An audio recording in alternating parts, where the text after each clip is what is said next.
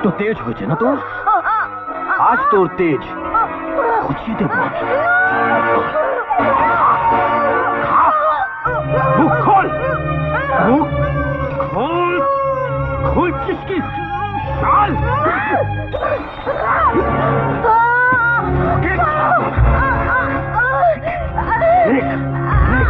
গর্ব করছিস তুই? আজ তোকে কোথায় যাবি আমার থেকে বেঁচে?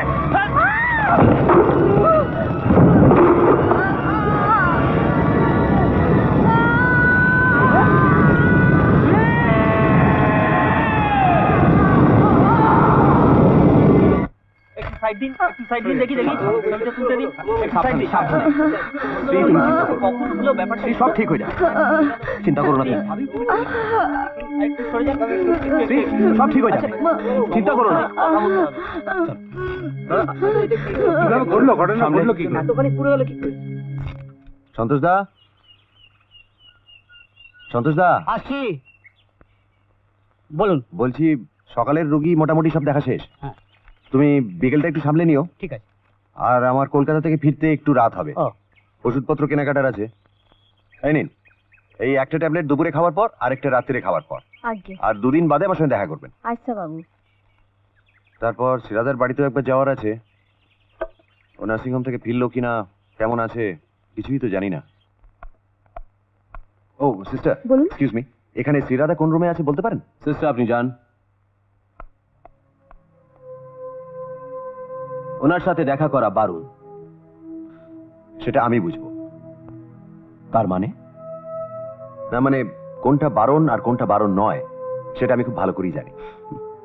কিন্তু আপনি হয়তো জানেন না যে হাসপাতালে সিগারেটটা খাওয়া বারণ, রোগীদের ক্ষতি হয়।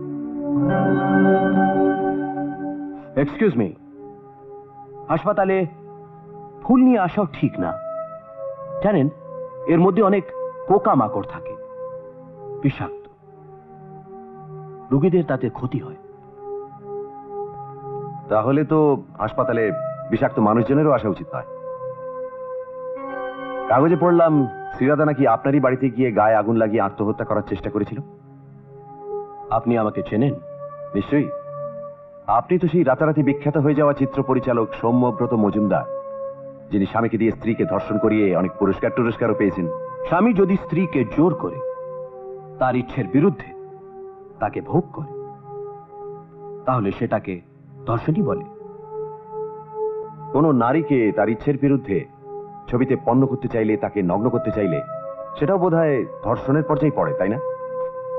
গল্পের চাহিদা অনুযায়ী আমরা সবকিছু করি, আর ব্যবসার চাহিদা অনুযায়ী বোধহয় আপনারা গল্পও তৈরি করেন, তারপর আর্ট ফিল্মের তকমা লাগিয়ে সেটা কি সুন্দরভাবে পরিবেশন করেন। কি ব্যাপার বলুন তো, আপনি হঠাৎ বাংলা সিনেমার পেছনে পড়ে গেলেন?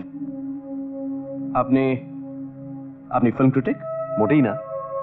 তবে একজন চিত্র পরিচালকের সঙ্গে দেখা হলে তার সঙ্গে কি নিয়ে আলোচনা করব? ফুটবল? সিস্টার, এই ফুলগুলো একটু শ্রীরাধাকে দিয়ে দেবেন প্লিজ।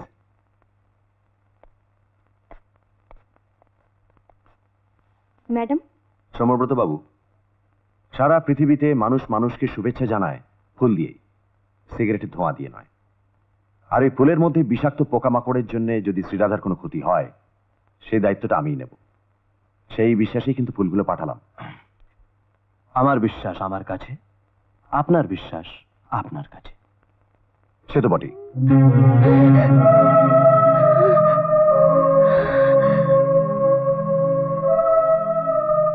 যাক, বাঁচা গেল।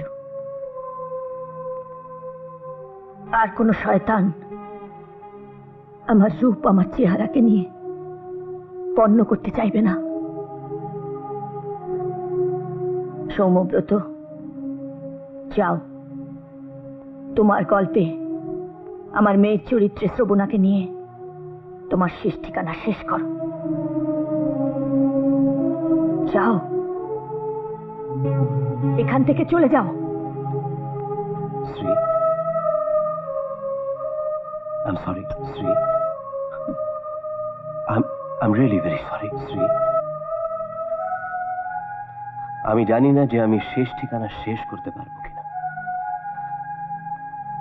কিন্তু আমি শেষ হয়ে গেলাম। I'm finished.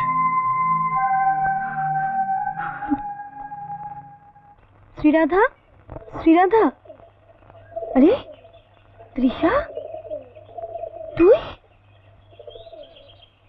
তুই এখানে? ভাবতেই পারছি না, কি সুন্দর লাগছে তোকে শাখা সিঁদুর পরে। একে তোর ছেলে নাকি? হ্যাঁ। ও দেখি, বাহ, ভারী মিষ্টি দেখতে হয়েছে। ঠিক ওর বাবার মতো।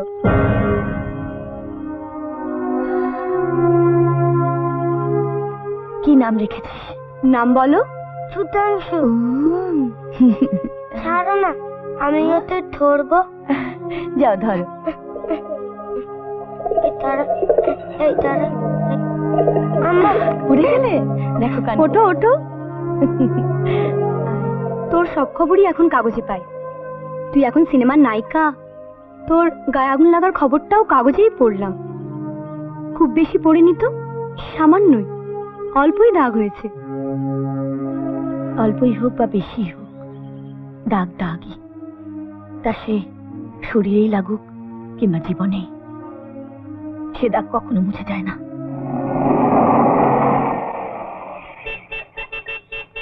ও এসে গেছে। ওর হর্ন বাজানোর স্টাইলেই বুঝতে পারি। দেখ না, আমাকে ছেড়ে বেশিক্ষণ থাকতেই পারে না। শুনছো? এখানে এসো এসো, শ্রীরাধার সঙ্গে আলাপ করিয়ে দিই। নমস্কার, আমার নাম রণদীপ গাঙ্গুলি। তৃষার মুখে আপনার কথা অনেক শুনেছি। আপনার দুর্ঘটনার কথা শুনে খুব খারাপ লেগেছে। অবশ্য আজকাল তো প্লাস্টিক সার্জারি করে যে কোনো দাগই তুলে ফেলা যায়, কি বলেন? আপনিও নিশ্চয়ই তাই করবেন। কিন্তু সেসব তো এখনো এদেশে নেই, বিদেশে আছে। আর তাছাড়া ওসব করার ইচ্ছেও আমার নেই। সে কি? তাহলে আপনার ছবিটা শেষ হবে কি করে? আমি আর ছবি করছি না, তাই পরিচালক ছবিটাকে অন্যভাবে শেষ করবেন। ও আইসি, ঠিক আছে, আজ তাহলে চলি। আচ্ছা। তুমি সুধাংশুকে নিয়ে এসো, আমি এগোচ্ছি। হ্যাঁ ঠিক আছে। তৃষা শোন, দেবাংশুর সঙ্গে তোর বিয়ে হয়নি? না রে, দেবাংশু মানুষটা ভীষণ সৎ। লন্ডন থেকে ফেরত আসার পর আমাকে বলল, তৃষা, যদি আমি মাকে কথা দিয়েছিলাম, তবুও বলছি, তুমি আমাকে বিয়ে করলে কোনোদিনই সুখী হবে না। কারণ আমার জীবনে অন্য একজন এমনভাবে জায়গা করে নিয়েছে যে আমার পক্ষে অন্য কাউকে ভালোবাসা সম্ভব নয়। আর তাছাড়া আমি তোমার জীবনটাকে নষ্ট করতে চাই না। তুমি অন্য কাউকে বিয়ে করো, সুখী হবে। আমিও তাই ভেবে দেখলাম কথাটা ঠিক, তাই বাবার পছন্দ করা ছেলে রণদীপকেই বিয়ে করলাম। সারা জীবন শুধু পালিয়েই বেড়ালে, আর আজও এসে লুকিয়ে রয়েছ এই গন্ডগ্রামে। লুকিয়ে থাকবো কেন? তোমাদের বাড়ির সকলেই তো জানেন আমার এখানকার ঠিকানা। বড়দার কাছে সব শুনলাম। তাহলে যদি অনেক দেরি করে ফেললাম, তবুও বলছি শ্রী, যেদিন তোমাদের ঠাকুর দালানে তোমাকে আমি প্রথম দেখলাম, সেদিন থেকে সব সময় তোমাকে আমার পাশেই দেখেছি। আজও তুমি আমার সমস্ত অন্তর জুড়ে রয়েছ। তাই আমি এসেছি শুধু এই কথাটা বলতে যে তোমার অন্তর থেকে আমাকে মুছে ফেলো, কারণ তাতে আমিও কষ্ট পাচ্ছি, তুমিও পাচ্ছ। ভালো থেকো শ্রী। শ্রী, আমি তোমাকে বিয়ে করতে চাই।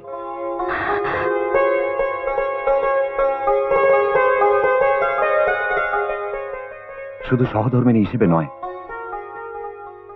এই আশ্রমের কাজে আমার সহকর্মী হিসেবেও পেতে চাই।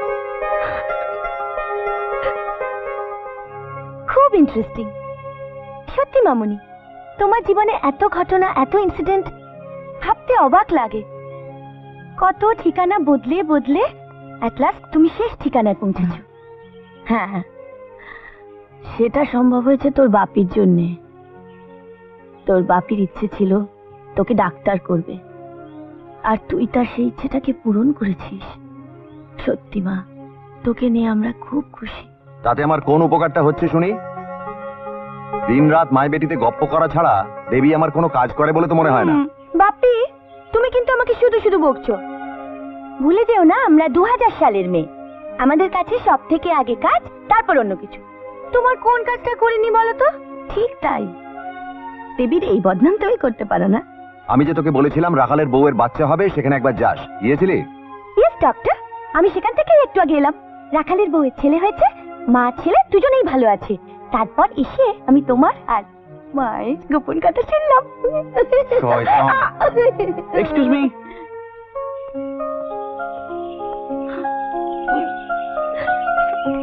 আমার নাম শুভঙ্কর ব্যানার্জি। হ্যাঁ বলুন। আমি একজন ডক্টর। 2 বছর আগে আমি মেডিকেল কোর্স থেকে পাশ করে এখন কলকাতাতে প্র্যাকটিস করছি। আপনাদের এখান থেকে আমি একটা চিঠি পেলাম যে আপনাদের সেবাশ্রমে নাকি একজন ডক্টর লাগবে। ডক্টর লাগবে? হ্যাঁ। চিঠি পেয়েছো? হ্যাঁ। ওই চিঠি দেখি।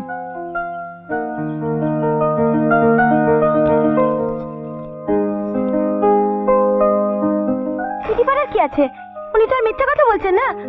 নিশ্চয়ই কেউ না কেউ ওনাকে এখান থেকে চিঠি লিখেছিল। না না, আমি তো অস্বীকার করছি না, কিন্তু হাতের লেখাটা না দেখলে কি করে বুঝবো কে লিখেছে, কি লিখেছে? না না, ওই চিঠিতে কি লেখেছে আমি আপনাকে বলে দিচ্ছি, শুনলেই বুঝতে পারবেন কে ওই চিঠিটা লিখেছে। মানে ডক্টর দেবাংশু মিত্র এবং মিসেস শ্রীরাধা মিত্রের বয়স হয়েছে। ওনারা আগের মতো খাটাখাটনি করতে পারেন না। ওনাদের এবার বিশ্রাম নেওয়া উচিত, অথবা তীর্থভ্রমণে যাওয়া উচিত। তাই জন্য আপনাদের এই সেবাশ্রমে একজন ইয়াং এনার্জেটিক সুদর্শন ডক্টর দরকার। সুদর্শন? এটা কি চাকরির চিঠি নাকি পাত্রচাইয়ের বিজ্ঞাপন? না, আরো আছে। আরো আছে? কি? মানে এখানে কাজ করার জন্য খুব একটা টাকা পয়সা পাওয়া যাবে না, কিন্তু থাকা খাওয়া ফ্রি। আর তার বদলে গ্রামের গরিব মানুষের দেখাশোনা করতে হবে, চিকিৎসা করতে হবে। মানে মানে ডক্টর দেবাংশু মিত্র যে আদর্শ নিয়ে গ্রামে এসেছিলেন, সেই আদর্শে অনুপ্রাণিত হয়ে আমাকেও এখানে কাজ করতে হবে। কিন্তু তোমাকে এই আদর্শে অনুপ্রাণিত হওয়ার জন্যে এমন অনুরোধ কে করলো? হ্যাঁ হ্যাঁ? হ্যাঁ, উনি জিজ্ঞেস করছেন। কে? উনি উনি। ও আপনি? আগে যিনি চিঠিটা লিখেছেন তিনি। ও, আর তিনি নিশ্চয়ই তোমাকে সাদা প্যান্ট শার্ট পরে আসার জন্য অনুপ্রাণিত করেছেন। আগে হ্যাঁ, উনি বলেছেন সাদা জামা প্যান্ট পরে এলে বাপি এবং মামুনির দুজনেরই পছন্দ হবে। আর তাই তুমি সাদা জামা প্যান্ট পরে এসেছো আমাকে অনুপ্রাণিত করার জন্য, হ্যাঁ। যাতে তোমাকে আমি চাকরিটা দিই। আগে হ্যাঁ। আবার হ্যাঁ বলছো? না। হ্যাঁ?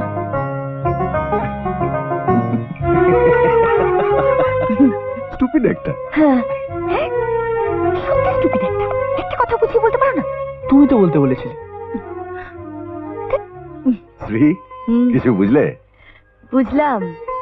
তুমি আর আমি যেটা করতে, যেটা ভাবতে অনেক সময় নিয়েছিলাম, দেবী সেটাতে একদম সময় নেয়নি। এক্স্যাক্টলি মামুনি, 2000 সালে আমাদের সময়ের আগে দৌড়তে হবে। শুভঙ্কর, তুমি দেবী এই আশ্রমের ভার নিতে পারবে তো? সেই জন্যই তো এসেছি। আর দেবীর ভার অলরেডি নিয়ে নিয়েছে। মেডিকেল কলেজে যখন আমরা একসাথে পড়তাম তখনই কথা দিয়ে দিয়েছি, শুধু এই চিঠির অপেক্ষা ছিলাম। এখন আপনাদের আশীর্বাদ দরকার। আরে আরে, কি করছো? থাক বাবা। থাক থাক। তোমরা 2000 সালের ছেলে মেয়েরা গুরুজনদের প্রণাম করো নাকি? নিশ্চয়ই।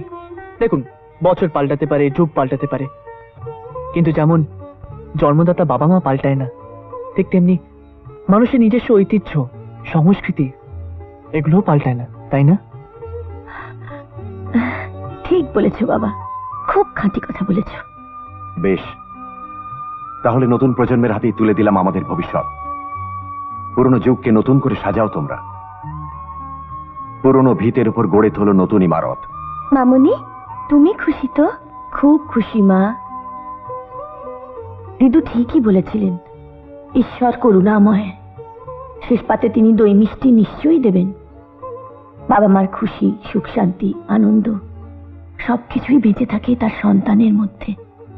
স্বর্গ নরক নয়, সন্তানের মধ্যেই মানুষ খুঁজে পায় তার শেষ ঠিকানা। এমন আরো অনেক ভিডিও দেখতে এই চ্যানেলটি সাবস্ক্রাইব করে নিন এবং পাশের বেল আইকনটি প্রেস করে দিন।